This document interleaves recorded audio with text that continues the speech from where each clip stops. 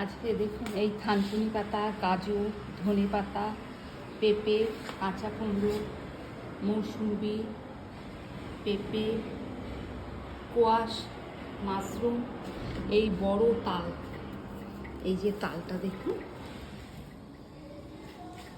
এই যে তাল, পালং শাক, ব্রোকলি, এই যে ব্রোকলি আর বিনস, এইগুলো আজকে সবজিগুলো, এগুলো আনা হলো বাজার থেকে।